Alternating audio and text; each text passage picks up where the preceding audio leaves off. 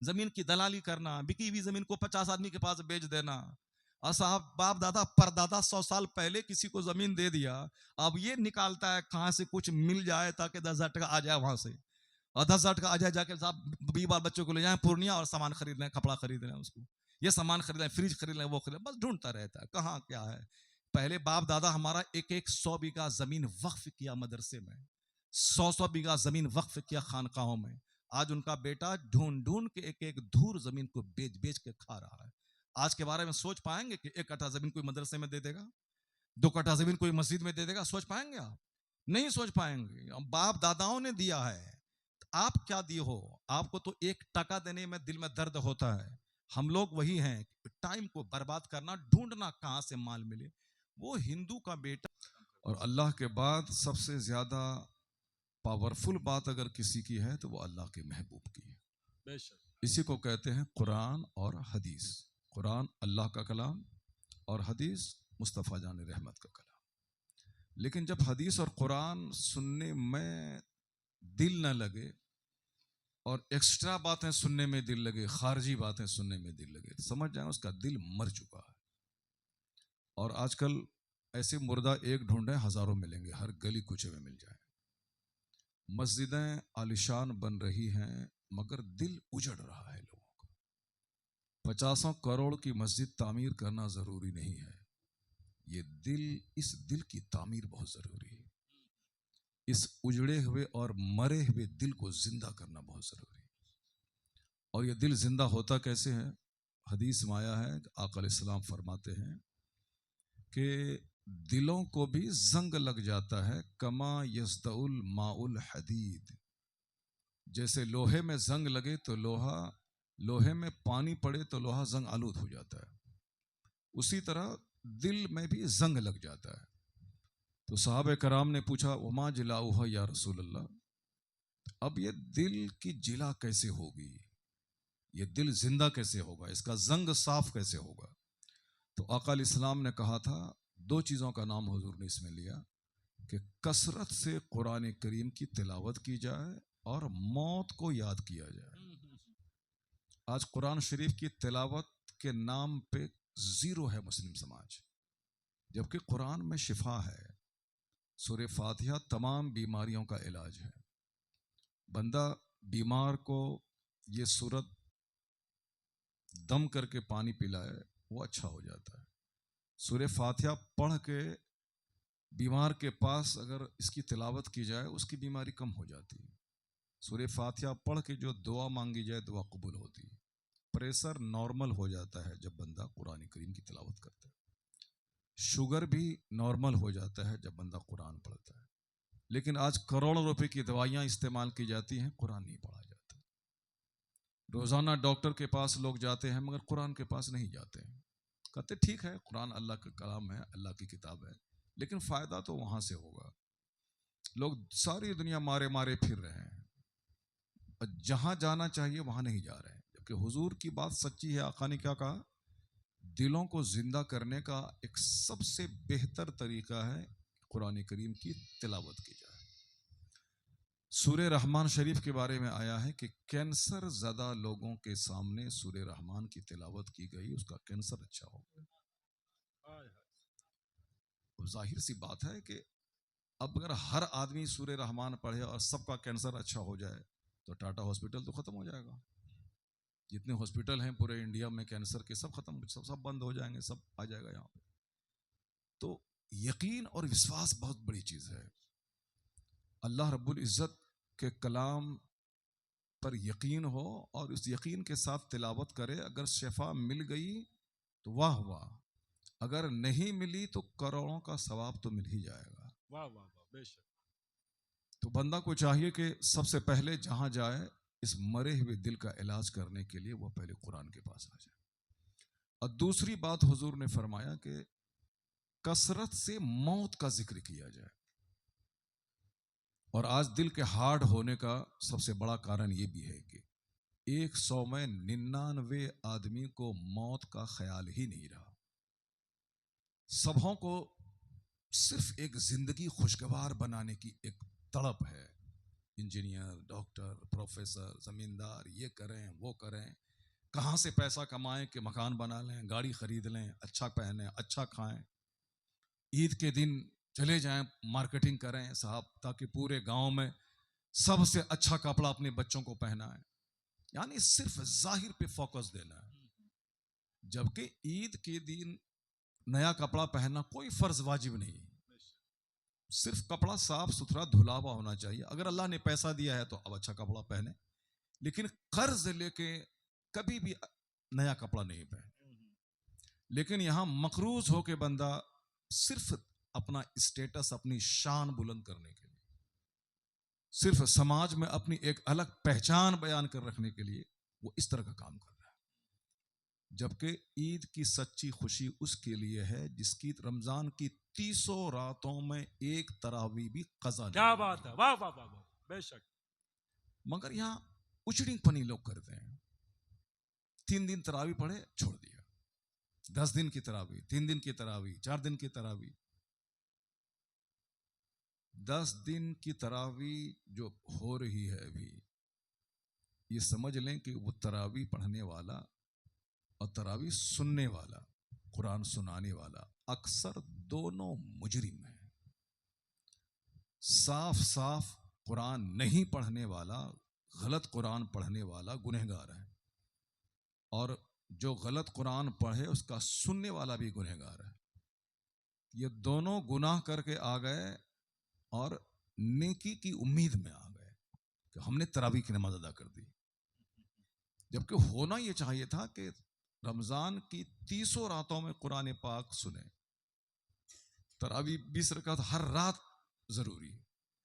اگر ایک پارہ اگر روزانہ بندہ سنے تو 29 رمضان کو قرآن پاک ختم کرے تو کم سے کم صاف صاف تو قرآن بندہ سن لے گا، اور وقت بھی کم لگے گا.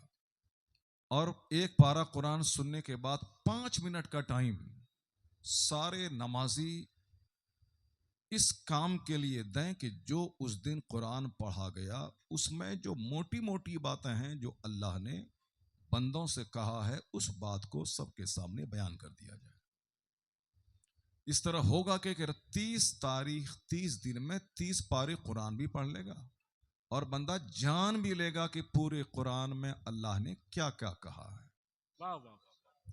اور رمضان کا نام، دوسرا نام ماہ قرآن بھی ہے.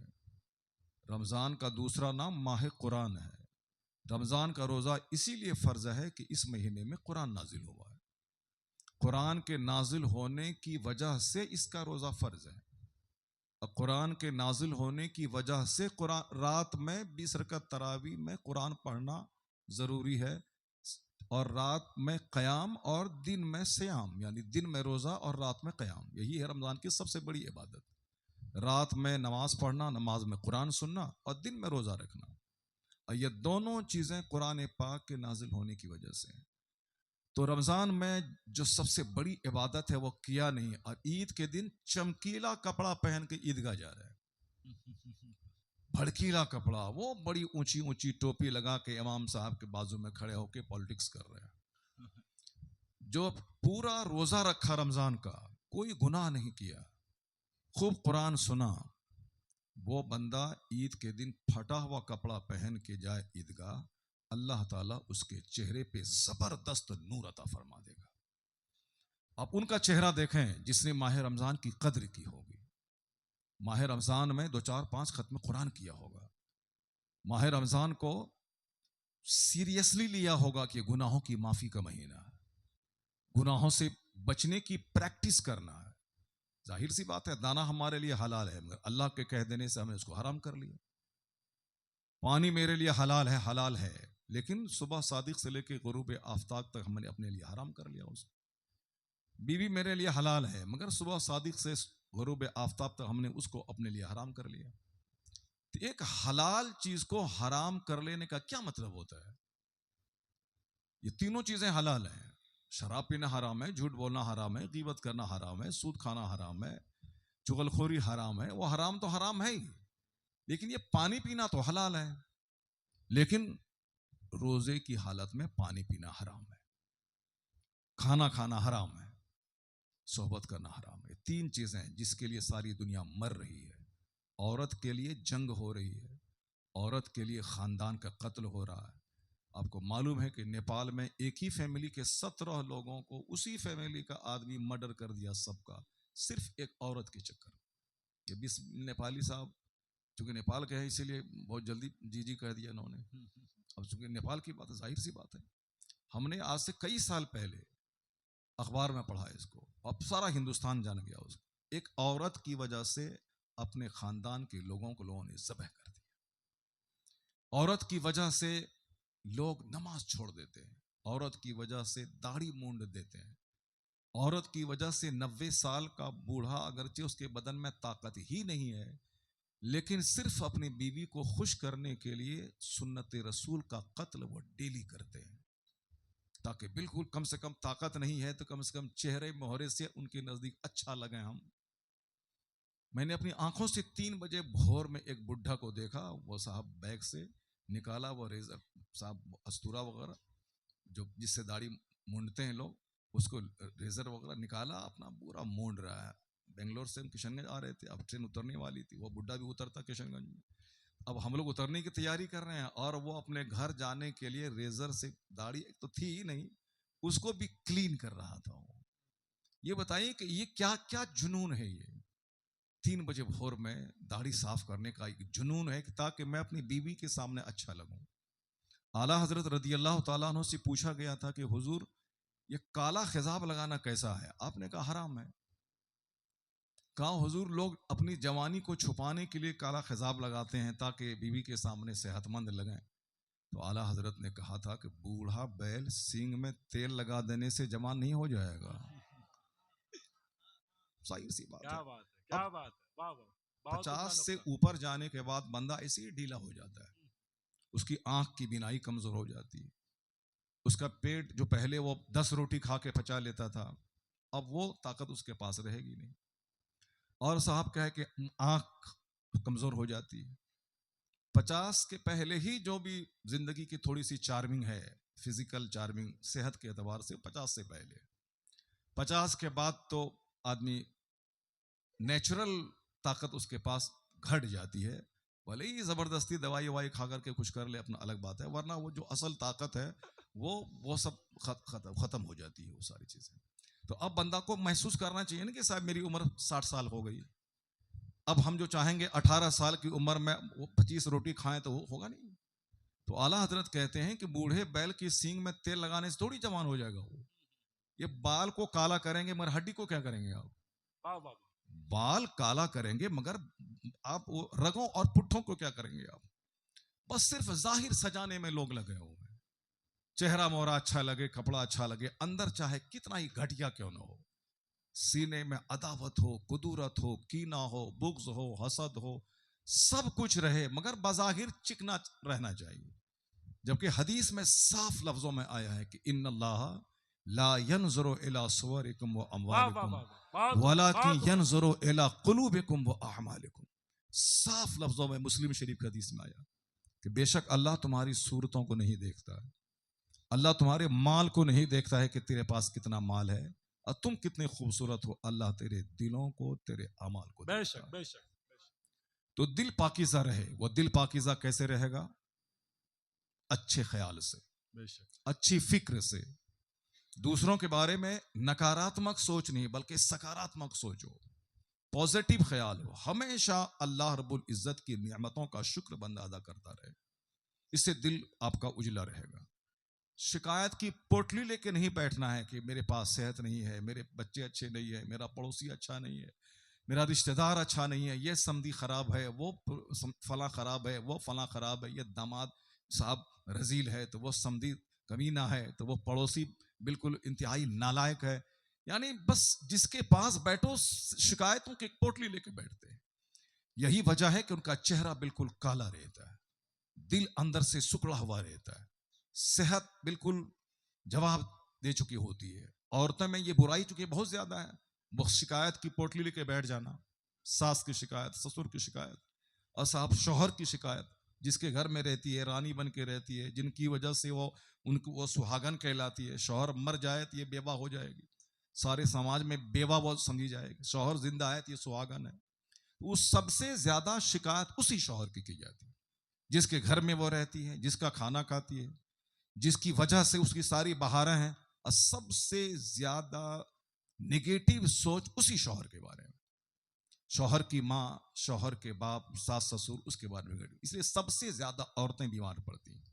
پورنیہ میں لائن بازار میں جا کے دیکھیں 90% خواتین ہی ملیں گی سب کے یہاں. خطرناک مرض، سب سے بڑا مرض ہے گیسٹرک کا مرض ہے، عورتوں میں سب سے زیادہ ہے صاحب. جوڑ کے درد کا درد سب سے زیادہ عورتوں میں ہے. یہ سب نگیٹو سوچ کی وجہ سے ہے. ہمیشہ پازیٹیو رہیں. اللہ کا کروڑوں احسان ہے کہ میری شادی ہوگی، میرا شوہر ہے. ہزاروں عورتیں ہیں جس کے شوہر مر گئے مگر میرا شوہر زندہ ہے. واہ واہ، ہزاروں عورتیں ہیں جو بانجھ ہیں، جس بہت کے عمدہ پاس پیغام، عورت بہت نہیں عمدہ. ہے. اللہ کا شکر ہے کہ میرے پاس بچے ہیں جس کو دیکھ کر کلیجہ ٹھنڈا ہوتا ہے. یعنی اللہ کی نعمتوں کا شکر ادا کریں کہ اللہ نے شوہر دیا، اللہ نے بیوی دی، اللہ نے بچے دیے، اللہ نے داماد دیا، اللہ نے اچھا پڑوسی دیا. نہیں ہے اچھا پڑوسی پھر بھی آپ بولیں نا کہ ہمارا اچھا پڑوسی ہے. بے شک. نہیں ہے رشتہ دار اچھے مگر بولیں آپ یہ بڑے اچھے ہیں، بڑا اچھا سمدھی، بڑا اچھا داماد، بڑا اچھا پڑوسی، بڑے اچھے رشتہ دار، بڑی اچھی میری بیوی، بڑے اچھے میرے بیٹے. آپ پازیٹیو بولیں، کسی کو فائدہ ہو نہ ہو آپ کو اس وجہ سے اللہ اچھی صحت عطا کر دے گا. واہ واہ واہ، بے شک. صحت کا دشمن ہے نگیٹو سوچ. اچھی سوچ رکھیں. دل مر جاتا ہے جب بندہ اپنی آخرت کو بھول جاتا ہے. جو صرف زندگی کے بارے میں سوچتا ہے، بچوں کا مستقبل، بچوں کی شادی، گھر مکان، وہ تو 50 کروڑ کا گھر بنانے کے بعد بھی مردہ ہے. وہ چونکہ اگر سونے کا گھر بھی اگر میں بنا لوں، گولڈ کا گھر، تو ایک نہ ایک دن اس کو چھوڑ کے مرنا ہے. کتنے دن تک اس میں رہنا ہے؟ 60-70 سال رہنا. 60-70 سال کے بعد تو چھوڑ کے مرنا ہے. اور اسی بات کو قرآن شریف میں صاف لفظوں میں اللہ نے کہا کہ لولا ان یکون الناس امۃ واحدہ لجعلنا لمن یکفر بالرحمن لبیوتہم سقفا من فضہ ومعارج علیہا یظہرون ولبیوتہم ابوابا وسررا علیہا یتکئون وزخرفا وَإِن كُلُّ ذَلِكَ لَمَّا مَتَاعُ الْحَيَاةِ الدُّنْيَا وَالْآخِرَةُ عِندَ رَبِّكَ لِلْمُتَّقِينَ. اللہ نے کلیئر وے میں کہا کہ اگر سارے لوگوں کے کافر ہونے کا چانس نہیں ہوتا تو ہم کافروں کو اتنی دولت دیتے کہ ان کے مکان کی چھتیں چاندی کی بنا دیتے، ان کے مکان کے ڈورز، ونڈوز، دروازے سب سونے چاندی کی بنا دیتے. جس پر وہ پیٹھ لگا کے ٹیک لگاتا اس فرنیچر کو سونے چاندی کا بنا دیتے. وہ معارج علیہا یظہرون، جس سیڑھی پر وہ کافر چڑھتا اس سیڑھی کو چاندی کی بنا دیتے. اگر ایسا کر دیتے تو دنیا میں کوئی مسلمان نہیں بچتا، سب ان کے سونے کا گھر دے کر سب کافر ہو جاتا. ہم کو مسلمان بنانے کے لیے اللہ نے اپنے دشمنوں کو، مشرکوں، کافروں کو سونے چاندی کا گھر نہیں دیا تاکہ ہم لوگ مسلمان بنے رہیں، ایمان بچا کے دنیا سے جائیں. مرنا تو سب کو ہے لیکن سب سے بہتر آدمی وہ ہے جو اپنا ایمان بچا کے مر جائے. ایمان لٹا کے مرنے والوں کی تعداد تو بہت زیادہ ہے. سب تو لوٹ ایمان لٹا کے بیٹھے ہیں. کوئی صاحب زنا کر کے بیٹھے ہیں، کوئی شراب پی کے بیٹھے ہیں، کوئی دوسروں کو ٹھگ کے بیٹھے ہیں، کوئی لن پن کر کے بیٹھے ہیں، کوئی نمازیں چھوڑ کے بیٹھے ہیں. 15 سال میں نماز فرض ہے، 85 سال عمر ہوگی قاعدے سے نماز نہیں پڑھ رہے ہیں. 15 سال سے نماز فرض ہے، کوئی عمر 50 سال ہو گئی، 35 سال سے بے نمازی ہو کے بیٹھے ہیں. ایک وقت کی نماز چھوڑنا حرام اور گناہ کبیرہ ہے، پھر بھی کوئی ملال نہیں ہے. آپ بالکل صاحب اکڑفوں کر رہے ہیں کہ جنت ہماری جاگیر ہے، جبکہ حضور کہتے ہیں کہ بے نمازی کا حشر قارون کے ساتھ ہوگا. لیکن یہ بندہ بولتا ہے کہ جنت ہماری جاگیر ہے، نہ نماز سے جنت ملے گی، نہ روزے سے ملے گی، جنت تو بریلی کی حویلی میں ملے گی. یعنی فالتو باتیں بولتے رہتے لوگ، صرف لوگوں کو نماز سے غفلت دلانے کے لیے، نماز کی اہمیت گھٹانے کے لیے اس طرح کی باتیں لوگ کرتے ہیں. بریلی کی حویلی میں کیا ہے؟ بریلی کی حویلی میں نماز ہے، واہ واہ واہ، بریلی کی حویلی میں روزہ ہے. کیا بات ہے، واہ واہ واہ. اعلیٰ حضرت رضی اللہ تعالیٰ عنہ تو 7 سال کی عمر سے ہی روزے دار تھے. 7 سال کی عمر سے روزہ رکھتے تھے، 6 سال کی عمر سے روزہ رکھتے تھے. ایک بار جب پہلا روزہ رکھا 5-6 سال کی عمر میں، دوپہر میں تیز دھوپ تھی، ان کے والد صاحب نے کہا بیٹا یہاں آؤ. گھر گئے، کھڑکی دروازہ سب بند کر دیا اور فیرنی کی پیالی پیش کی، کہا بیٹا امن میاں आला हजरत को प्यार से अमन मियाँ कहते थे घर वाले, अमन मियाँ ये खा लीजिए आप। कहा अब्बा मैं तो रोजे से हूँ। कहा बच्चों का रोजा ऐसा ही होता है, आप सहरी साथ में खाए हैं, इफ्तारी भी साथ में खा लीजिएगा, अभी भूख लगी है, आपकी हालत खराब हो रही है, बड़े बड़े लोग परेशान हैं और आप तो बच्चे हैं, बच्चों का रोजा ऐसा ही होता है, खा लीजिए फिर नहीं। जो करोड़ों मुसलमानों का इमाम होने वाला था, उनका बचपन भी कितना लाजवाब है। वाह वाह आप वाह, कहते हैं कि अब्बा ठीक है दरवाजा बंद है, खिड़कियां बंद हैं, सब बंद है, मगर जिस अल्लाह के लिए मैं रोजा रखा हूं वो अल्लाह तो देख रहा है। हाय हाय हाय, नारे तकबीर, नारे रिसालत, मसलके आला हजरत, पैगाम आला हजरत, एहसान आला हजरत अल्लामा डॉक्टर शहरयार रजा साहब किबला 5-6 साल की उम्र से रोजा रखते रहे, सारी जिंदगी रोजा रखा, कभी रोजा कज़ा नहीं किया। जिंदगी का आखिरी रोजा 67 इयर्स यानी 67 साल की उम्र में जो जिंदगी का आखिरी रमजान था, डॉक्टर ने मशवरा दिया कि आप बहुत कमजोर हैं, बहुत निडाल हैं, बीमारी आपकी बढ़ जाएगी, इसलिए आप रोजा नहीं रखें। इस बार बहुत सख्त गर्मी है, बरेली का टेम्परेचर बहुत हाई है, आप रोजा नहीं रखेंगे वरना बीमारी आपकी बढ़ जाएगी। आला हजरत ने डॉक्टर से क्या कहा, बरेली का टेम्परेचर हाई है, मैं रोजा नहीं छोड़ूंगा, बरेली मैं नहीं रखूंगा, रोजा रखने के लिए नैनीताल पहाड़ पे चला जाऊंगा। हाय हाय हाय, वाह वाह वाह।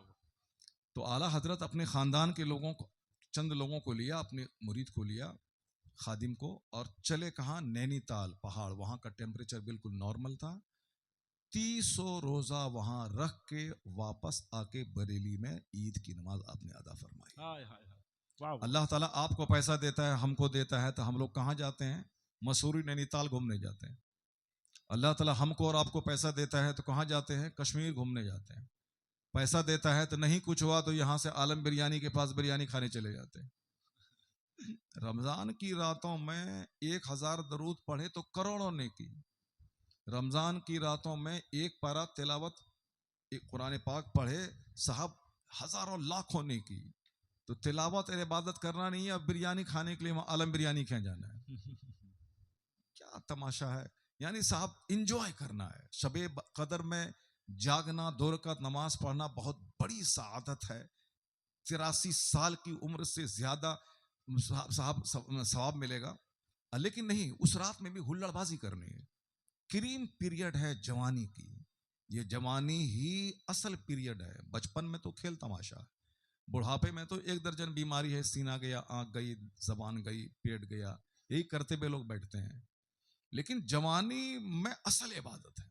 बंदा चाहे तो इशा की नमाज पढ़ने के बाद उसी वजू से फजर पढ़ ले, बंदा चाहे तो पूरी रात जाग ले, कुछ भी नहीं होगा, क्योंकि जवानी में स्टेमिना मजबूत होता है, जवानी में आदमी की हड्डी मजबूत होती है। बुढ़ापे में 3 घंटा ना सोए तो दिमाग पागल हो जाए, प्रेशर बढ़ जाए।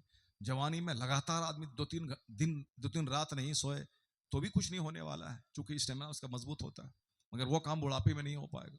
तो क्रीम पीरियड है जवानी की, उस जवानी को दीवानी मत समझें, उसको हुल्लड़बाजी में मत गुजारें। उसको साहब दौलत भी नहीं है और दौलत की हवस है। दौलत भी अगर रहे, करोड़ों रुपए अगर पास में, चलो भाई जन्नत नहीं मिली, कम से कम दुनिया में तो करोड़ों रुपए, खरबों रुपए है। यहां तो दुनिया भी नहीं है और जन्नत का तो तस्वुर ही नहीं है, जन्नत तो है ही नहीं, क्योंकि जब नमाज नहीं है जन्नत नहीं है, इबादत नहीं है तो जन्नत नहीं है। सिर्फ गल थोथरी करने से थोड़ी होगा कि जन्नत हमको मिल जाएगी। ऐसा थोड़ी होता है कि आम का पेड़ लगा दें, नहीं, अल्लाह चाहेगा तो उसमें सेब दे देगा। लगाएं कटहल का पेड़, अल्लाह चाहेगा तो इसमें अनार निकल जाएगा। लगा दें मकई, अल्लाह चाहेगा तो बासमती चावल हो जाएगा। अल्लाह चाहेगा तो बासमती चावल निकल जाएगा, लेकिन अल्लाह ये नहीं चाहता है कि लगाइए आप मकई, वहां से बासमती धान निकल जाए। आप लगाएं आम का पेड़ और वहां से सेब निकल जाए, अल्लाह ये नहीं चाहता है। अल्लाह चाहता है, अल्लाह का कानून है कि आम के पेड़ से आम, कटहल के पेड़ से कटहल, गेहूं के पौधे से गेहूं। तो जब दुनिया का ये नियम है कि आम लगा के सेब नहीं निकलता, तो आखिरत का नियम इससे अलग थोड़ी है कि साहब नमाज ना पढ़ें और जन्नत चले जाएं, नेकी की फसल ना लगाएं और मरने के बाद नेकी की फसल काट लें, नहीं होगा। बारहा मैं कहता हूं, दुनिया में माल चाहिए तो या तो पढ़ना लिखना होगा, یا 8-8 10-10 گھنٹے فیکٹری میں رہنا ہوگا. دنیا میں مال چاہیے تو کھیتی باڑی کرنی ہوگی. کھیت گئے بغیر, دکان گئے بغیر مال نہیں ملتا. اس کو بھی گرا باندھ کے رکھ لیے کہ مسجد گئے بغیر جنت نہیں ملتی ہے. نماز پڑھے بغیر جنت نہیں ملتی ہے. نماز پڑھے بغیر, چونکہ نماز سب سے بڑا فرض ہے, اسی لیے میں اس پہ زور دیتا ہوں کہ چونکہ زکوٰۃ سب پر فرض نہیں ہے, حج سب پر فرض نہیں ہے. مال ہے تو حج کیجئے, نہیں ہے تو حج فرض نہیں ہے. مال ہے تو زکوٰۃ دیجئے, مال نہیں ہے تو زکوٰۃ فرض نہیں ہے. صاحب نصاب ہے تو قربانی واجب ہے, نہیں تو واجب نہیں ہے. صاحب نصاب ہے تو صدقہ فطر واجب ہے, نہیں تو واجب نہیں ہے. لیکن نماز, چاہے امیر رہیے, غریب رہیے, عورت رہیے, مرد رہیے, تندرست رہیے, بیمار رہیے, دیہات میں رہیے, شہر میں رہیے, جہاں بھی رہیے, یہ تو فرض ہے. ہاں, جس کو ہفتہ میں ایک دن جمعہ پڑھنا ہے وہ ہفتے میں ایک دن کھانا کھائے اور ایک دن اللہ کو سجدہ کرے, یعنی جمعہ کھانا کھائے اور جمعہ نماز پڑھے وہ. لیکن جس کو عید اور بقرعید صرف پڑھنا ہے سال میں 2 دن, وہ سال میں 2 ہی دن کھائے, عید کے دن بقرعید کے دن کھائے اور 2 نماز پڑھ لے وہ. لیکن جس کو ڈیلی 3 ٹائم کھانا ہے اس کو 5 ٹائم ڈیلی نماز پڑھنا پڑے گا. بے شک. یہی نیم ہے, یہی قانون ہے. ایسا نہیں کہ کھائیں ڈیلی اور نماز صرف جمعہ. ایسا نہیں کہ کھائیں ڈیلی 3 ٹائم اور اللہ کا دیا ہوا پانی پئیں. ابھی تو پیٹرول اور ڈیزل اور گیس کی قلت ہے تو لوگ پریشان ہیں کہ ابھی تو قلت ہونے کا ایک کی افواہ اڑی ہے, ہر پیٹرول پمپ پہ تیل مل رہا ہے, لیکن آنے والے وقت میں اگر پیٹرول نہیں ملا تو کیا ہوگا, گیس نہیں ملی تو کیا ہوگا. سب لوگ سوچ کے پاگل ہیں, سب پریشان ہیں. اگر زمین سے اللہ پانی چاپاکل سے چھین لے تو کیا ہوگا. اور یہ میں نہیں کہتا, قرآن شریف میں آیا ہے, اللہ کہتا ہے قل ارأیتم ان اصبح ماؤکم غورا فمن یأتیکم بماء معین. اللہ کہتا ہے اے میرے بندے, اگر میں زمین سے پانی کو غائب کر دوں تو تیری نگاہوں کے سامنے پانی کا بہتا ہوا چشمہ کون لائے گا. چاپاکل میں پانی کہاں سے آئے گا, کنویں میں پانی کہاں سے آئے گا. یہاں تو سمندر کا جو پانی کھارا ہے, سمندر کے کنارے پیاس کے مارے تڑپ تڑپ کے مر جائیں گے, مگر وہ کھارا پانی آپ پی نہیں سکتے. آپ سمندر کے کنارے لوگ مر جاتے ہیں پیاس کے مارے, چونکہ وہ پانی پیے گا تو اس کا ایسے ہی حل کٹ کے گر جائے گا. تو اب اسی سمندر کے کھارا پانی کو, چونکہ دنیا کا 75% سمندر ہے, میٹھا پانی کم ہے, کھارا سمندر زیادہ ہے, تو اللہ تعالیٰ اسی کھارا پانی کو بھاپ بنا کر, بخار بنا کر اس کو آسمان پہ لے جاتا ہے. پھر وہ بادل بن کر اس کو ہوا ادھر ادھر اڑاتی ہے. اب پھر وہاں سے وہی پانی, کھارا پانی میٹھا بن کے بارش کی شکل میں زمین پہ آتا ہے. یہ جو بارش کا پانی میٹھا ہے وہ سمندر کا نمکین پانی ہے. اس نمکین پانی کو اوپر لے جا کے میٹھا بنا کے اللہ گراتا ہے, اور وہی پانی ندی میں, نالا میں, تالاب میں اور زمین کے اندر جاتا ہے, جس سے چاپاکل کے ذریعہ, موٹر کے ذریعے, کنواں کے ذریعے وہی میٹھا پانی, سمندر کا کھارا پانی میٹھا بن کے آتا ہے. تو اللہ کہتا ہے تم جو کہتا ہے کہ اللہ نہیں ہے, تم جو اپنے من سے جیتا ہے, اپنی خواہش کے مطابق جیتا ہے کہ کون خدا, کیسا خدا, ہم جو چاہیں گے سو ہوگا, یہ بتا دے کمزور بندے کہ اگر پانی کو میں غائب کر دوں تو پانی تیرے سامنے کون لائے گا. کیا تیرا باپ لائے گا, کیا تیرا دادا لائے گا, کیا تم کسی فیکٹری میں پانی پیدا کرو گے. ایسی فیکٹری کوئی دنیا میں بنی ہے جہاں پانی کو پیدا کیا جائے؟ کوئی فیکٹری نہیں ہے دنیا میں جہاں میٹھا پانی پیدا کیا جائے. نہیں, کھارا کو میٹھا بنایا جا سکتا ہے, لیکن پانی کو پیدا کرنا یہ کوئی فیکٹری نہیں ہے. مٹی کو طرح طرح کی شکل دی جا سکتی ہے, مگر مٹی پیدا کرنے والی کوئی فیکٹری نہیں ہے. آگ کی طرح طرح کی شکل دی جا سکتی ہے, مگر آگ پیدا کرنے والی کوئی فیکٹری نہیں ہے. یہ آگ, پانی, ہوا, مٹی, یہ ساری چیزیں جو ہیں وہ نیچرل چیزیں, کوئی نہیں دے سکتا ہے, کوئی نہیں بنا سکتا ہے. ہاں, اس میں سے طرح طرح کے تراش خراش کر کے بہت ساری چیزیں بنائی جا سکتی ہیں. پتھر ہے, اس کو تراش کر کے اینٹ بنا لیں, ماربل بنا لیں, ٹائلز بنا لیں, موزیک بنا لیں, مکان بنا لیں, برج بنا لیں, گٹی بنا لیں, توڑ توڑ کے سب اس کو بھوسا بنا دیں, سب چلے گا. مگر پتھر پیدا کرنے کی کوئی فیکٹری دنیا میں نہیں اور نہ ہو سکتی. تو اللہ کہتا ہے کہ اگر میں پانی غائب کر دوں کون تجھ کو لا کے دے گا. تو کب پیٹرول کی قلت ہے اس کے بارے میں سوچتے ہیں, پانی کے بارے میں بھی سوچیے. جس دن اگر آپ نے سوچ لیا تو آپ دن دھناتے ہوئے چوک چوراہے پہ نمازیں نہیں چھوڑیں گے, بلکہ آپ کھانا بھی کھائیں گے, کھانا دینے والے خدا کو سجدہ کرنے کے لیے مسجد بھی جائیں گے. 8 घंटे की गहरी नींद लेंगे, फजर में सबसे पहले मस्जिद जाएं, بے شک फजर से लेके जोहर तक 8-10 घंटे खूब मेहनत से काम काज करेंगे ताकि मेरे बच्चे भिखारी ना रहें, मैं मर जाऊं तो 2-4 पैसा छोड़ के मरूं, ताकि 40वां के बाद ही भीख नहीं मांगे और सारा समाज बैठ करके फितरा उस बच्चे को ना दे। जवानी क्रीम पीरियड है, हलाल तरीके से कमाइए, थोड़ा सा बचा के रखिए ताकि मरने के बाद आपके बाल बच्चे भीख नहीं मांगे। आप ही जब सब कर्ज में डूब जाएंगे, आप ही दलाली करेंगे और आप ही मकरूज बन जाएंगे और मर जाएंगे उस हालत में, तो ये बच्चों पे जो बोझ पड़ेगा कि इसके बाप पर 10 लाख का कर्जा है, इसके बाप पे 25 लाख का कर्जा है, इसका बाप उसका पैसा लेके बैठा है, इसका बाप उसका पैसा लेके बैठा है। ये बचाइए कमजोर बच्चा जो आज बाप के मरने के बाद ये साहब सदमा झेल रहा है, उसको जो पता चलेगा कि 25-30 लाख का कर्जा तुम्हारा बाप लेके बैठा है, वो तो ऐसे ही सोच सोच के मर जाएगा वो बच्चा, वो तो ऐसे ही जहर खा के मर जाएगा, उसकी बीवी ऐसे ही सुसाइड कर लेगी उसकी। क्यों ऐसी जिंदगी गुजार रहे हैं? क्यों फालतू का अपने आप को कर्ज में डाल रहे हैं? क्यों दूसरा का पैसा मार के बैठ रहे हैं? मरना जब है ही, आज मरे चाहे कल मरे। नहीं देखा आपने अभी इसी अलविदा जुमा के दिन मेरा एक पड़ोसी सुल्तान भाई था, रात में तरावी की नमाज खत्म हुई, इमाम साहब ने कहा अल्हम्दुलिल्लाह आज 30 तरावी हो गई, जो अलविदा आखिरी जुमा के दिन होता, अल्हम्दुलिल्लाह 30 तरावी हो गई। वो सुल्तान भाई बोला, हम भी उसके पीछे थे, बोला हजरत ये मेरी आखिरी तरावी हो गई। इमाम साहब बोला कि ये रमजान की आखिरी तरावी हो गई, और वो बोला मेरी भी आखिरी तरावी हो गई। सुबह सवेरे सहरी करने के लिए उठा, फजर की नमाज से पहले पहले अटैक आया, मर गया।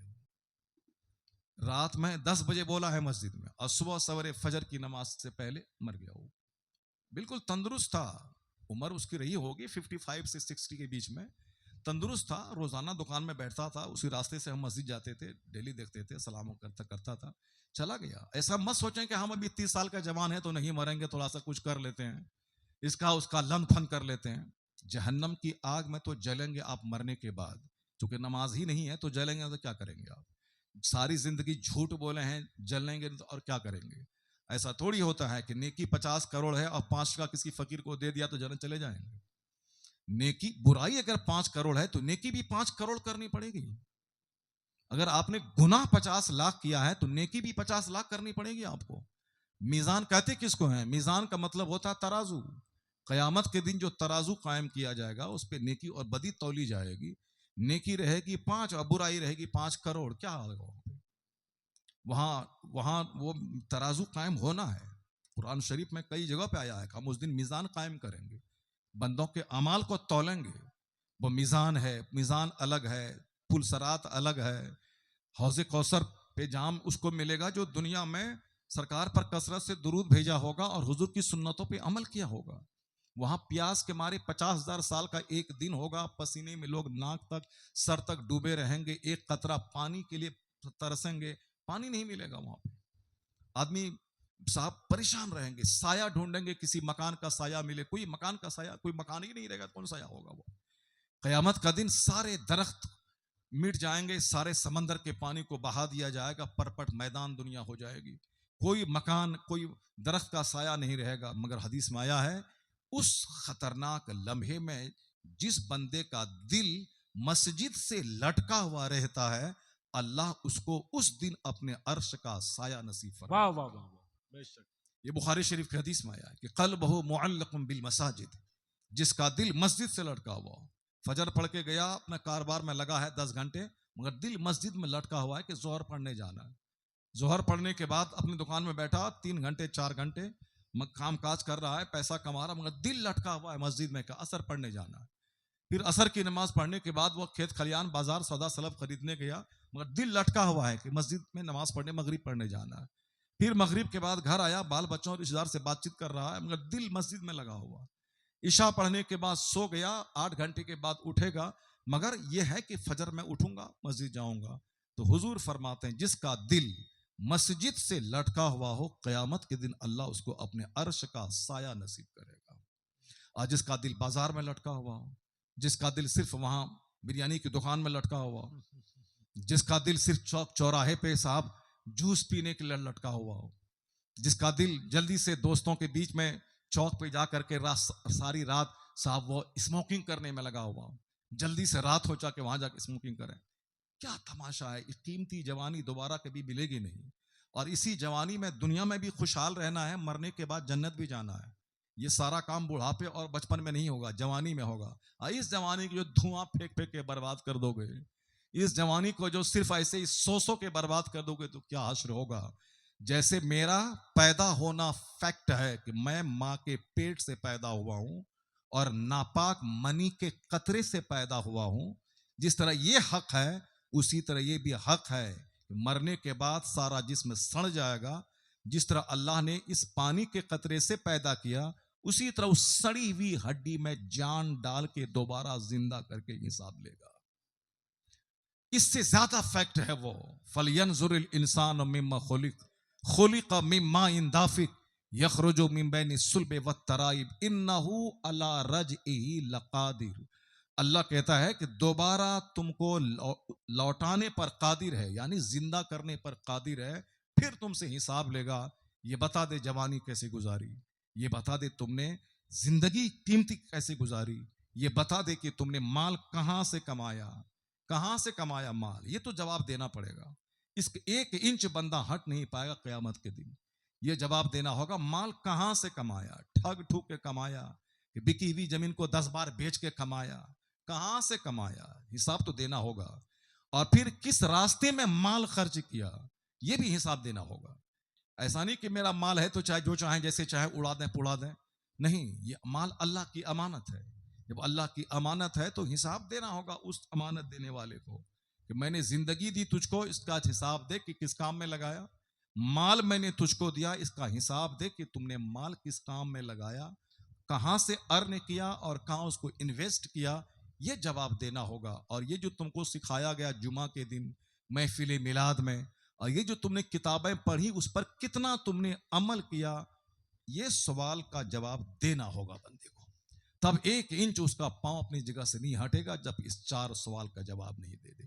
مسلمان ہونے کے ناطے, ہاں اگر کافر ہو جانا ہے, مشرک ہو جانا ہے, گڑ بھی پینا ہے, شراب بھی پینا ہے, سود کھانا ہے, جیسے صرف مال چاہیے, کھانا ہے, پینا ہے, شراب پیئیں, تاڑی پیئیں, پیشاب گائے کا منہ پیئیں, کچھ بھی پیئیں تو چلے گا. لیکن مسلمان جب ہیں تب تو یہ وشواس کرنا پڑے گا کہ میرا اللہ ہے, میرے رسول ہے, قرآن حق ہے, اسلام حق ہے, مرنے کے بعد حساب کتاب حق ہے.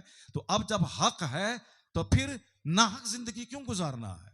جب مرنا ہی ہے, گھر مکان چاہے 50 کھرب کا ہو, چھوڑ کے جانا ہی ہے, تو جہاں جانا ہے وہاں کی جنت کیسے ملے گی, قبر میں سکون کیسے ملے گا, میزان پہ نیکی کا پلہ بھاری کیسے ہوگا, پل صراط 500 سال کے برابر راہ ہے, اس پہ میں کیسے چلوں گا.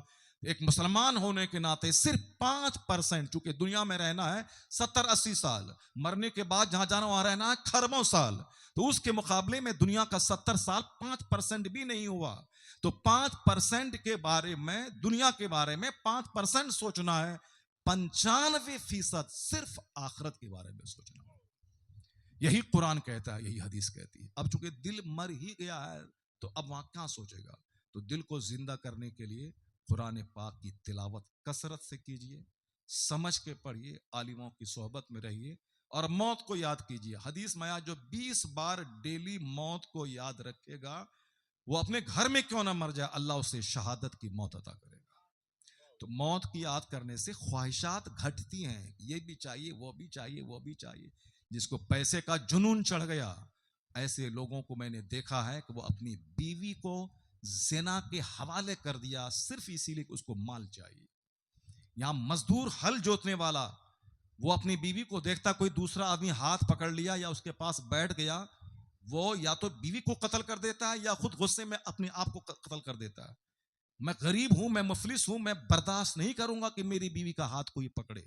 لیکن جب دل مر جاتا ہے, بندہ گھٹیا ہو جاتا ہے, تو اپنی بیوی کو دوسروں کی گود میں ڈال کے صرف مال کمانا چاہتا ہے, اپنی زمین بیچ دیتا ہے, اپنا گھر بیچ ڈالتا ہے. میں جس مسجد میں تھا پٹنہ کے بازو میں, میرے مسجد کے ٹھیک سامنے ایک آدمی کا گھر تھا, شراب پینے کی وجہ سے زمین بیچ دیا. وہ آج کروڑوں کی پراپرٹی تھی, وہ بیچ دیا, بے گھر ہو گیا.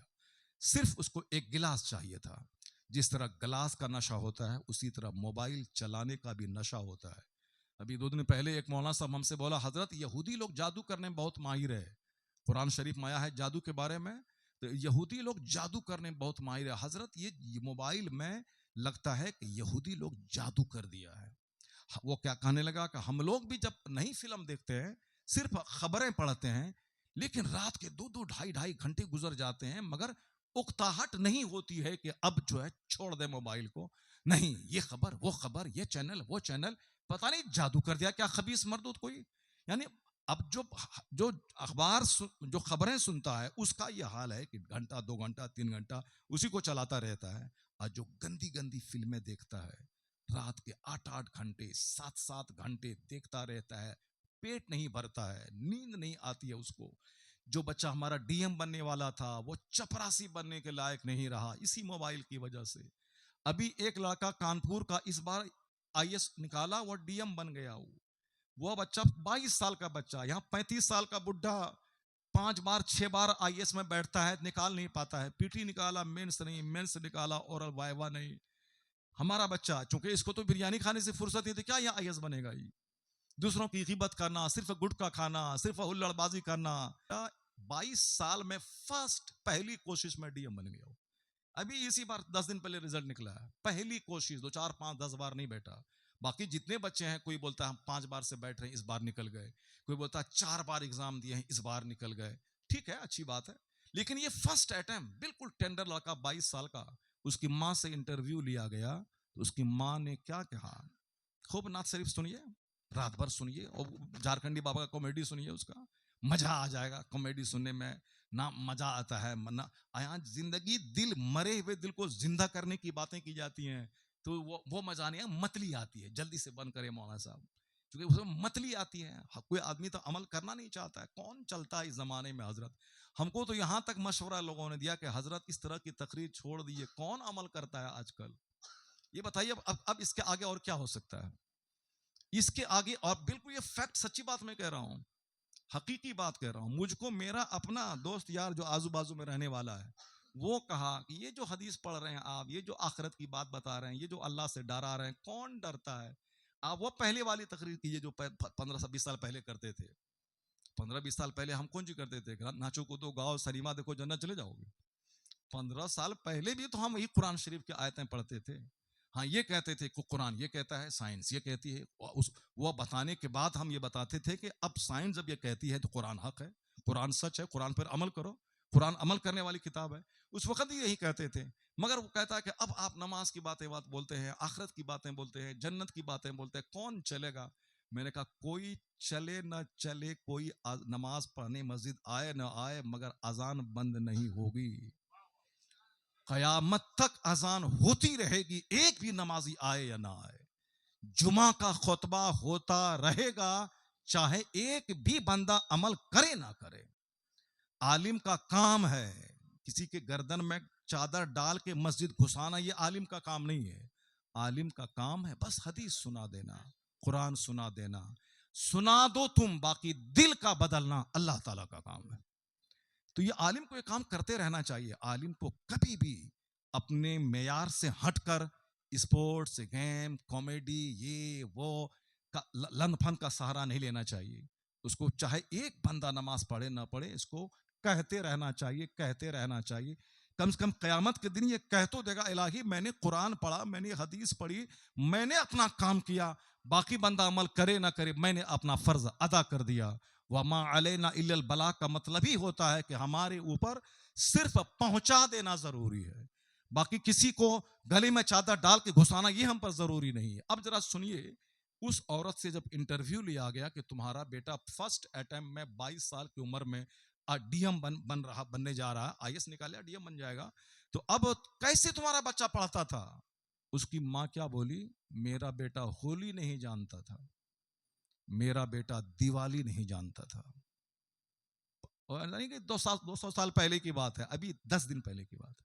اس کی ماں کیا بولی, میرا بیٹا اسی سیڑھی پہ بیٹھتا تھا, اس سیڑھی کو دیکھنے کے لیے 100 پترکار آیا ہوگا, 100 پترکار اس سیڑھی کو دیکھنے کے لیے آیا ہوگا جس سیڑھی پر بیٹھ کے اس کا بیٹا پڑھتا تھا. اسی سیڑھی پہ وہ پڑھتا تھا. بالا پورے ہندوستان میں سیڑھی کا چرچا ہے, جب دیکھ لیں ہم بھی اس سیڑھی کو. تو پترکار گیا, کہا اسی پہ بیٹھ کے گھنٹوں پڑھتا رہتا تھا. غریب بچہ تھا. اس سے پوچھا گیا کہ تم نے کیسے IAS نکالا, اتنا بڑا ہارڈ ایگزام پورے ہندوستان کا, 5 लाख سے زیادہ بچے بیٹھتے ہیں، اس میں سے صرف 900 کچھ بچے ہیں جو آئیس نکالے. 5 لاکھ بچوں میں کروڑوں لوگ پلان بناتے ہیں، مگر اس میں بیٹھتے ہیں. اگر 50 لاکھ بیٹھے تو پی ٹی میں سب چھڑ جاتے ہیں، چند 10 لاکھ لوگ رہتے ہیں. 10 لاکھ میں 5 لاکھ لوگ مینس میں چھڑ جاتے ہیں. اس میں سے جو لوگ بچے کریم لوگ، اسی لاکھوں میں سے 1000 ہی کو لینا ہے ہر سال. اسی کروڑوں بچوں میں سے چھٹ کے 1000 بچے آتے ہیں. جہاں ڈی ایم کا پوسٹ خالی ہوا، ریٹائر کیا، وہ ڈی ایم بنتے ہیں، نہیں تو کسی ڈپارٹمنٹ کا بڑا پدادھیکاری وہ بن جاتے ہیں. اس سے پوچھا گیا تم نے کیسے تیاری کر لی، کیسے کریکٹ کر لیا اتنے مختصر سے وقت میں 22 سال میں. کہا کہ میں نے ایک اسمارٹ موبائل خریدا. اس اسمارٹ موبائل میں نے مہنگی مہنگی کتاب جو میرا باپ خرید کے مجھ کو دے نہیں سکتا تھا، چونکہ میرے باپ غریب ہے، نہیں دے سکتا تھا، میں نے اس موبائل میں مہنگی مہنگی کتابیں ڈاؤن لوڈ کر کے میں نے اس کو پڑھا ہے. یہی میرا پیغام دینا تھا کہ میرا بیٹا چوری کر کے اسمارٹ موبائل رہتا ہے، ماں باپ کو مار کر کے زبردستی اسمارٹ موبائل. کیوں؟ شراب کی طرح اس کو موبائل چلانے کا نشہ ہو گیا. جیسے وہ مولانا صاحب بولا کہ اس میں یہودی جادو کر دیا ہے، اس میں جادو کر دیا ہے. تو ایک بزرگ ہیں ہمارے محدث کبیر، وہ کہتے ہیں کہ جس کو موبائل چلانے کا نشہ چڑھ گیا ہو، رسیا ہو گیا ہو، وہ روزانہ ایک تسبیح اللہم انی اعوذ بک من الخبث والخبائث 100 بار پڑھے. اس دعا کی برکت سے موبائل چلانے کا جو نشہ ہے وہ نشہ اتر جائے گا. کون سی دعا ہے؟ اللہم انی اعوذ بک من الخبث والخبائث. یہ لیٹرین جانے کی دعا ہے. باتھ روم جاتے ہوئے اس دعا کو پڑھا جاتا ہے کہ میں خبیث سے تیری پناہ چاہتا ہوں. تو اس کو حضرت نے کہا کہ اس کو 100 بار ڈیلی پڑھ لیا کرو. یہ جو نشہ ہے کہ اسٹیج پر بیٹھ کے موبائل، مسجد میں بیٹھ کے موبائل، جمعہ کے دن موبائل، عید کے دن موبائل، تقریر کے ٹائم میں موبائل، رات کے 3 بجے موبائل، صبح اٹھ کر کے سب سے پہلے موبائل، یہ جو نشہ ہے یہ نشہ ختم ہو جائے گا کب؟ یہ دعا 100 بار ڈیلی پڑھا کریں. اور دوسرا وظیفہ ہے کہ لا حول ولا قوت الا باللہ العلی العظیم استغفر اللہ. ہر نماز کے بعد 100 بار پڑھ لیا کریں.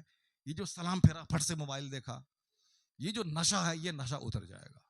وہ ہندو کا بیٹا کیا بولا کہ میں نے اس موبائل میں مہنگی مہنگی کتابیں ڈاؤن لوڈ کر کے میں پڑھا ہوں. تو کم سے کم ہمارا بھی جو بچہ سب ہے، یہ سب بچہ فلم نہ دیکھے، ریل نہ دیکھے، فالتو چیزیں نہ دیکھے. اس میں کتاب، غریب ان کا باپ ہے، 25,000 کی کتاب ہے، نہیں دے سکتا ہے تو کم سے کم 25,000 کی کتاب ڈاؤن لوڈ تو کر لیں اور پھر اس کو پڑھا کرے. اسی موبائل میں میرا بچہ جوکر دی گریٹ ہو گیا، اور وہ اس ہندو کا بیٹا کا نام پرتھم تھا، وہ IAS بننے میں کامیاب ہو گیا. وقت کی قدر کیجیے، فالتو والی ہلڑ بازی مت کیجیے. اپنے بال بچوں کو خوب محنت سے پڑھائیے، اس کو مسجد کا راستہ دکھائیے، اس کو کالج کا راستہ دکھائیے، تاکہ کالج جائے، پڑھ کے IAS آفیسر بنے، DM بنے، پروفیسر بنے، سائنٹسٹ بنے. اور مسجد جائے تاکہ وہ DM بننے کے بعد جہنمی نہ بن جائے، انجینئر بننے کے بعد جہنمی نہ بن جائے، ماسٹر بننے کے بعد بدکار، زناکار، سودخور نہ بن جائے. 5 گھنٹے اسکول میں پڑھے تاکہ ماسٹر، ڈاکٹر، پروفیسر، لائر بنے.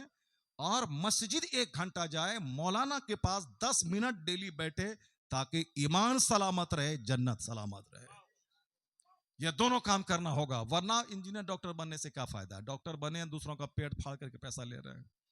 یعنی جس کو جو نارمل ڈیلیوری ہو سکتی تھی اس کو 50,000 روپے کے پھنسا دیا. اس کا دلال سب گھوم رہا ہے پورے چوک چوراہے پہ، سب کا دلال گھوم رہا ہے. اب جب لوگوں کو وہ بڑا اچھا علاج کرتے ہیں، بڑا اچھا علاج کرتے ہیں، بڑا اچھا علاج کرتے ہیں، جتنا پیتھولوجی والا ہے سب کسی نہ کسی ڈاکٹر کا دلال ہے. اب شام کے ٹائم میں سب پیسہ لے جاتا ہے کہ سر آپ آج نے جو آپ لکھا تھا ٹیسٹ، اس سے ہم نے 5,000 کمایا ہے، یہ 1,000 روپے آپ کی خدمت میں نذرانہ پیش ہے.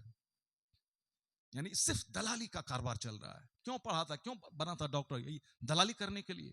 اس کو نشہ چھایا ہے ڈھیر پیسہ کمانے کا. صاحب ایک ڈاکٹر بولا حضرت ہم پر قرضہ بہت زیادہ ہے، زکات نکلے گی کیا؟ میں نے کہا کتنا قرضہ ہے؟ بولا 50 لاکھ. 50 لاکھ کا قرضہ ہے، گورنمنٹ سے پیسہ لے کر کے وہ کلینک بنایا ہے زمین خرید کر. اب یہ بتائیے کہ جس کے دماغ پہ لوڈ ہوگا کہ 50 لاکھ کا میں نے گورنمنٹ کا قرضہ لیا ہے، ہر مہینے مجھ کو اتنا دینا ہے، تو اب اس کو اگر ڈیلی اگر 10% نہیں آیا تو مر جائے گا. وہ زہر کھا کے مر جائے گا، چونکہ اس کو تو قرضہ دینا ہے بینک میں ادا کر رہا. اگر پیسنٹ نہیں آیا، اس کا آتا تھا ڈیلی 100%، آپریشن کرتا تھا 50، اور کسی دن آ گیا 10 تو مر جائے گا، وہ زہر کھا کے مر جائے گا. اس لیے صرف ڈاکٹر انجینئر پروفیسر جو دنیا والے کہتے ہیں، اسلام اس کی وکالت نہیں کرتا ہے. اسلام کہتا ہے العلم و علمان، علم دو ہے، ایک علم ہے نفع دینے والا اور ایک علم ہے غیر نفع دینے والا. حضور نے دعا کی ہے اللہم انی اسألک علما نافعا، اے اللہ میں علم نافع کا سوال کرتا ہوں، جو علم انسان بنا دے، جو علم خدا والا بنا دے، جو علم بندے کو اللہ کی معرفت سے قریب کر دے، جو علم بندہ کو آدمی بنا دے. اور ایک علم ہے جو علم نفع نہیں دے، یعنی بس میتھ پڑھا پیسہ کمایا مر گیا، سائنس پڑھا 2 پیسہ کمایا مر گیا، صاحب دوسرا علم حاصل کیا 2 پیسہ کمایا مر گیا. یہ علم جو آدمی کو جانور بنا، نہیں صاحب کون چلتا ہے اس پر پیسہ چاہیے، پیسہ بولتا ہے، پیسہ رہے گا تو دنیا والا پاؤں چومے گا. اس لیے وہ سب بات ہٹائیے، جھوٹ بولیے، سود کھائیے، جو بھی ہو مگر مال چاہیے. جو اس فکر میں جائے، اس طرح کی بولی ڈاکٹروں کی، پروفیسروں کی، بڑے بڑے منسٹر کی، جو 50 کروڑ خرچہ کر کے منتری بنا ہے تو وہ کتنا کمائے گا؟ وہ اگر اس کو کمائی اگر نہیں ہوئی 1 سال میں تو مر جائے گا زہر کھا کر کے. 10 کروڑ خرچہ کر کے جو ایم ایل اے بنا ہے، اگر وہ 5 سال کے اندر میں اگر وہ 500 کروڑ نہیں کمایا تو ایسے ہی زہر کھا کے مر جائے گا، کیونکہ وہ زمین اور مکان بیچ کر کے 10 کروڑ خرچہ کر کے وہ الیکشن جیتا ہے. تو پڑھائی میں الیکشن جیتنے میں جو مال لگتا ہے وہ مال کمانے کے لیے لگتا ہے. تو اب وہاں نہیں وہ سب اصول ضابطہ گائیڈ لائنز مارگ درشن سب رکھیے اپنے پاس میں، کچھ نہیں، مال چاہیے جیسے بھی ہو. ایک آدمی بولا کہ آپ کے مدرسے کو یہ کروا دیں گے مگر 3 لاکھ دینا ہوگا. میں نے کہا کچھ نہیں کروانا، 1 ٹکا نہیں دوں گا تجھ کو.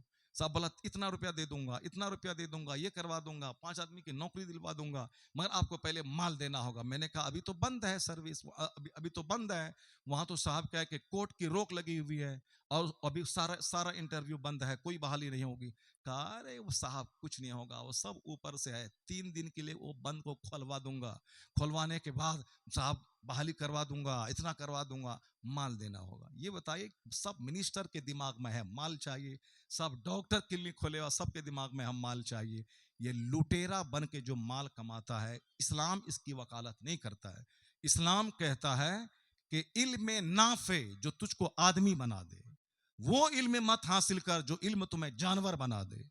حضور نے دعا کی اللہم انی اعوذ بک من علم لا ینفع، اے اللہ میں تیری پناہ چاہتا ہوں اس علم سے جو علم مجھے نفع نہ دے، آدمی نہ بنائے. تو آج جو علم چل رہا ہے، مال والا علم چل رہا ہے، اصل میں علم ہے جو آدمی کو انسان بنا دے. اب وہ علم کیا ہے؟ جو رائٹ اور رانگ میں فرق سکھا دے. وہ علم ہے جو آدمی کو بحیثیت شوہر، بحیثیت بھائی، بحیثیت پڑوسی، بحیثیت رشتہ دار، بحیثیت آدمی کیسے جینا ہے، کیسے رہنا ہے، یہ طریقہ جو سیکھ لیا وہی سب سے بڑا عالم ہے. اسی کو کہتے ہیں علم، اور یہ علم دنیا سے مفقود ہے. ابھی آ گیا وہ مال والا علم. اسی لیے engineer, doctor, professor, D M, minister سب چور ہو گئے.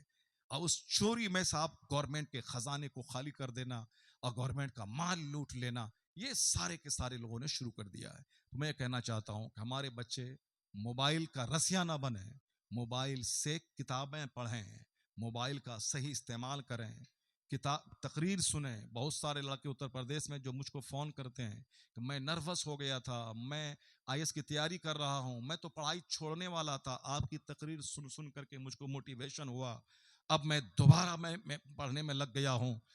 حوصلہ میں کھو چکا تھا مگر آپ کی تقریر سن کر کے حوصلہ جگا ہے، اب میں دوبارہ پڑھ رہا ہوں، کامیاب ہو رہا ہوں. ایسے بہت سارے فون آتے. بس کامیڈی سنو گے تو کیا ملے گا؟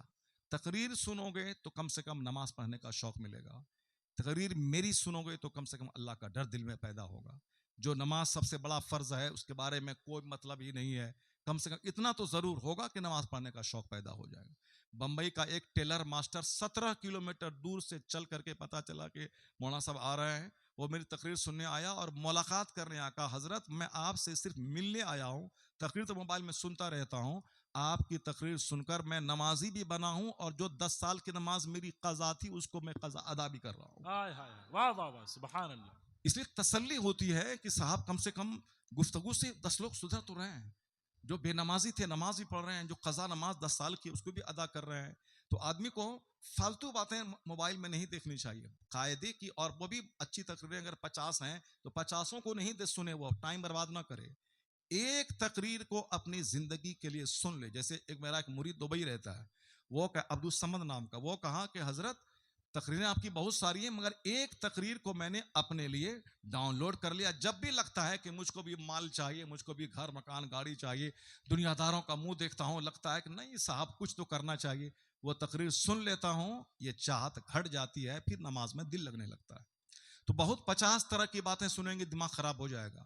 ایک کتاب, ایک تقریر کو اپنے لیے ایک آئیڈیل بنا لیں, اس کو روزانہ 5 منٹ 10 منٹ سن لیں, پھر کام میں لگ جائیں.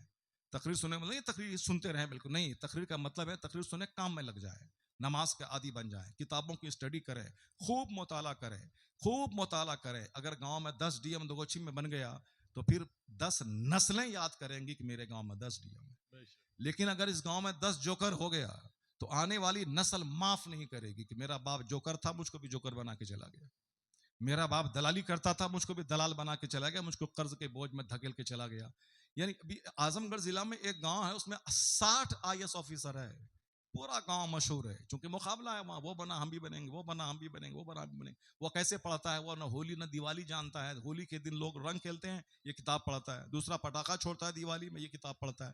ظاہر سی بات ہے, یہ دنیا میں سارا کام ایک سسٹم سے ریلیٹڈ ہے. جو محنت کرے گا, کتابیں پڑھے گا, ضرور کامیاب ہوگا. محنت رائے گا نہیں جاتی ہے, کبھی نہیں جاتی ہے. محنت بندہ کرے, بندہ کامیاب ہوتا ہے. اب یہ ساری باتیں میں نے آپ تک پہنچا دی. دل کو زندہ رکھیے, قرآن پڑھیے, اور اس کے بعد موت کو یاد کیجیے. مرنا ہے, جب یہ یاد کریں گے تو زیادہ مکان دکان بنانے کی چاہت نہیں رہے گی, بلکہ مرنا ہے تو وہاں جا کے تیاری کرنی ہے. اب مسجد تو آباد کرنا ہے, نماز سب سے بڑی عبادت ہے. حج تو زندگی میں ایک بار ہے, زکوٰۃ تو سال میں ایک بار ہے, مگر نماز تو ڈیلی 5 بار ہے. نماز پڑھنا گھر میں نہیں, مسجد میں پڑھنا ہے. مسجد میں پڑھیں گے, جماعت سے پڑھیں گے تو 27 گنا ثواب ملے گا. ایک بزرگ تھے, اس کی جماعت چھوٹ گئی, جماعت چھوٹی تو وہ مسجد میں گئے, ظہر کی نماز کی جماعت چھوٹی, وہ 27 بار وہ ظہر کی نماز پڑھے. وہ کتنا 27 بار. لوگوں نے کہا حضور 27 بار آپ نماز پڑھے. آپ کہا جماعت سے اگر کوئی پڑھتا ہے نماز تو 27 گنا ثواب ملتا ہے. میری جماعت چھوٹ گئی, اسی لیے میں نے 27 بار پڑھا تاکہ وہ ثواب ہم کو مل جائے. تو مسجد کی تعمیر ہو رہی گاؤں میں, جب تک یہ مسجد تعمیر مکمل نہ ہو جائے اس وقت تک گاؤں میں کوئی 40واں, کوئی تیجا, کوئی چہارم, کوئی برسی دھوم دھام سے نہیں منائی جائے, بلکہ صرف فاتحہ کر لیں. سرنی لے آئیں 100 روپے کی اور فاتحہ کر دیں, اس پر ہم پڑھ دیں گے, اس میں 25 بار سورہ فاتحہ پڑھ دیں گے, 25 بار قل اللہ احد پڑھ دیں گے. 3 بار قل اللہ پڑھنے سے 1 ختم کا ثواب ملتا ہے, اور 25 بار پڑھنے سے کتنا ثواب ملے گا بولے نا. ارے بھائی کیوں نہیں بول رہے ہیں آپ لوگ؟ 10 ختم قرآن کا ثواب پہنچانا ہے آپ کے اپنے خاندان کے لوگوں کو. کتنا بار پڑھیں گے قل اللہ؟ 10 یا 30 بار. ہم 100 بار پڑھ دیں گے, 100 بار پڑھیں گے تو بہت ثواب مل جائے گا. تو 100 بار قل اللہ پڑھ دیں گے, اور اس کے بعد 7 بار سورہ فاتحہ پڑھ دیں گے. 100 لڑکا کو بلائیے گا آپ, اس اور پورے گاؤں والے کو جو دھوم دھام سے بھوج کھلائیے گا, اتنا ثواب نہیں ملے گا جتنا ثواب یہ 100 بار قل اللہ پڑھنے سے مل جائے گا. جب تک مسجد تعمیر نہیں ہو اس وقت تک کوئی محفل گاؤں میں نہیں ہو گئی. وہ ریک پور یہاں چندہ نہیں دے گا, چونکہ مسجد آپ کی ہے, نماز آپ پڑھیے گا, آپ ہی کو بنانا ہے. پہلے زمانے میں ہوتا تھا کہ مسجد بنا رہے ہیں, 50 گاؤں میں چندہ کر رہے ہیں, سب لوگ دیتا بھی تھا. اب ہر گاؤں میں مسجد ہے, ہر گاؤں میں ماربل, ہر گاؤں میں AC لگ رہی ہے, تو سب اپنا پورا چندہ اپنے گاؤں میں دے رہا ہے. آپ کو اپنے طور پر ہی بنانا ہے, اپنے طور پر بنانا ہے. تو یہ جلسہ میں جو آج خرچہ ہوا, یہ محبوب ظفر لے کے پیسہ جا رہے ہیں, یہ بسمل نیپالی لے کے جا رہے ہیں, اور ہم کو بھی پتہ نہیں دیں گے کہ نہیں دیں گے, وہ آپ جانیے, آپ کا کام جانے کیا ہوگا نہیں ہوگا. تو یہ سب جو ہو رہا ہے, یہ سارا پیسہ بچا کر کے صرف فاتحہ پڑھ کر کے خاندان والے کو دے دیتے اور سارا پیسہ مسجد میں دے دیتے تو بہت بڑا کام ہو جاتا. اب آنے والے وقت میں پورے گاؤں میں سب پر پابندی لگائے, کوئی میلاد نہیں کرے گا, وہ پیسہ مسجد میں ڈالے گا. کوئی چہارم اور تیجا میں 50 آدمی کو نہیں کھلائے گا, وہ سارا پیسہ مسجد میں دے گا. ایک چہارم تیجا میں 25,000 خرچہ ہوتا ہے, مسجد میں دے دو. 10,000 خرچہ ہوتا ہے, مسجد میں دے دو. 1 لاکھ خرچہ کرنا ہے اپنے باپ کے مرنے کے بعد چہارم میں, وہ 1 لاکھ مسجد میں دے دو. جس نے مسجد میں پیسہ لگایا نیک ارادے سے، چاہے تھوڑا سا پیسہ کیوں نہ ہو، حدیث رسول کی روشنی میں اللہ تعالیٰ اس کے لیے جنت میں گھر بنا دیتا ہے، اس ارادے سے کہ اس کا ثواب میرے مرحوم کو مل جائے، مسجد میں نے 100 بوری سیمنٹ دی، اس کا ثواب میرے دادا کو مل جائے۔ یہ جنون جس دن چڑھ جائے گا تو آنے والے عید سے پہلے پہلے مسجد کی چھت کی ڈھلائی بھی ہو جائے گی اور نماز مسجد میں شروع ہو جائے گی۔ اگر یہ جنون نہیں چڑھا تو آج کل کتنا پیسہ لگتا ہے مکان بنانے میں، وہ تو آپ سبوں کو اچھی طرح سے معلوم ہے، اگر نہیں معلوم ہے تو ہم لوگوں سے پوچھئے کتنا پیسہ لگتا ہے۔ چونکہ رہپور کا مدرسہ بنانا، کلیمیہ میں تعمیری کام کرنا، اپنا گھر بنانا، یہ تو سب معلوم ہے کتنا پیسہ لگتا ہے۔ 5 لاکھ روپے ایسی ہی ہوا میں ہوا اڑ جاتا ہے، صرف ایک چھوٹا سا گارڈن بنانا ہے، چھوٹا سا یہ کام کرنا ہے، باتھ روم میں ٹائلس لگانا ہے، ایسے ہی لاکھوں لاکھ روپے ہوا ہو جاتے ہیں۔ یہ مسجد کم سے کم 1.5 کروڑ روپے خرچ ہوگا، اس میں 2 منزلہ مسجد بنے گی اور ماربل ٹائلس لگے گا، موزائک اور ونڈوز ڈورز سب 1.5 کروڑ روپے خرچ ہوں گے۔ تو 1.5 کروڑ پہلے کوئی سنتا تو بے ہوش ہو جاتا، لیکن آج کل بے ہوش ہونے کی کوئی ضرورت نہیں ہے۔ جو فارمولا میں نے بتایا ہے اس فارمولے پہ عمل کیجئے گا تو 1 سال کے اندر میں یہ کام ہو جائے گا۔ عمل کریں گے آپ لوگ؟ اگر عمل کرتے تو اسی محفل سے شروع ہو جاتا نا، ہم سے مشورہ لیتے کہ کیسے کیا کریں، تو ہم تو یہی مشورہ دیتے کہ جو اس میلاد کی اس محفل میں آپ نے خرچہ کیا ہے یہی پیسہ سارا مسجد میں دے دیں، اس سے زیادہ ثواب آپ کے خاندان کے مرحومین کو اس کام سے مل جائے گا اور دوسروں کو ایک شوق بھی پیدا ہو جائے گا۔ اللہ تبارک و تعالی آپ کو، ہم کو، سبوں کو اپنے دماغ اور عقل سے کام لیتے ہوئے شریعت پر عمل کرنے کی توفیق عطا فرمائے۔ مسجد کی تعمیر سارے گاؤں کے لوگوں کو جنون دماغ پہ چڑھا لینے کی توفیق عطا فرمائے۔ جہاں بھی تھوڑا سا منافع ہوا پھٹ سے مسجد میں دے دیا، یعنی جب تک مسجد تعمیر نہ ہو دوسرے گاؤں کے لوگ یہاں آ کے دیکھیں نہیں کہ دوغچی کی مسجد کیسی شاندار بنی ہے، اس وقت تک چین سے نہیں جینا ہے۔ شادی میں وہ جو کھانا پینا ہوتا ہے، یہ خرچہ وہ خرچہ سب بند کر دینا، بالکل سمپل شادی، سمپل ڈیکوریشن، سمپل ڈھنگ سے سارا کام، سارا پیسہ مسجد میں لگے گا اور ایسی تاریخی مسجد تعمیر ہو جائے کہ ہمارے رہپور سے لوگ چل کر کے اس مسجد کو دیکھنے کے لیے آ جائے۔ جیسے میں انشاءاللہ میرے گاؤں میں عیدگاہ بہت زبردست ہے، وہ عیدگاہ میں ہم نے پہل کیا اور کہا کہ صاحب یہ پرانی عیدگاہ، اتنا بڑا بڑا زمیندار ہے اور یہ بالکل چھوٹی سی عیدگاہ دیکھنے میں اچھی لگتی ہے، اس کو بنا تو نہیں ہوگا، نہیں ہوگا، پیسہ کہاں سے آئے گا، یہ ہوگا۔ میں نے کہا آئے گا، پیسہ آئے گا۔ میں نے تھوڑا سا ایک فنڈ جمع کیا، اس کے بعد میں نے سیمنٹ بالو جمع کیا، نیتا گاؤں ہم کے ہمارے لوگ تھے، ان لوگوں کو میں نے شوق دلایا، تو آج زبردست عیدگاہ، جو بھی سامنے سے گزرتے ہیں سب دیکھتے ہیں، پھر 4 دیواری بنی، خوبصورت عیدگاہ، اور صاحب مسجد بھی عالیشان شاندار۔ اس طریقے سے یہاں کی مسجد اگر شہید ہوئی ہے تو ایسا نہیں کہ مولانا توصیف صاحب کا کام ہے کہ یہ بھلے ہی گلے میں گھنٹی باندھے ہیں یہ سمجھیں گے، یہ جانیں گے نہیں، گاؤں کے ہر فرد، ہر بشر کو وہ گھنٹی باندھنی پڑے گی کہ وہ میری مسجد ہے، میرا کام ہے۔ عیدگاہ کا کام بعد میں ہوگا، پہلے مسجد بنے گی۔ اب جلسہ بعد میں ہوگا، پہلے مسجد بنے گی۔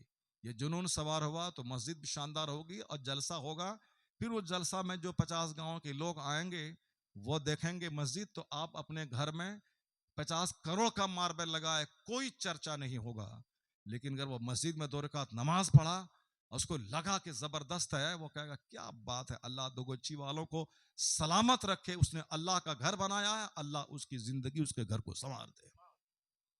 اللہ تعالیٰ اس گاؤں کے سارے لوگوں کو اچھی سمجھ عطا فرمائے، آپس میں محبتیں عطا فرمائے، سارے لوگوں کو نماز پڑھنے کا جنون عطا فرمائے اور مل جل کر ایک زبردست عالیشان مسجد کی تعمیر کی توفیق عطا فرمائے۔ آمین۔ وآخر دعوانا الحمدللہ رب العالمین۔ السلام علیکم ورحمۃ اللہ وبرکاتہ۔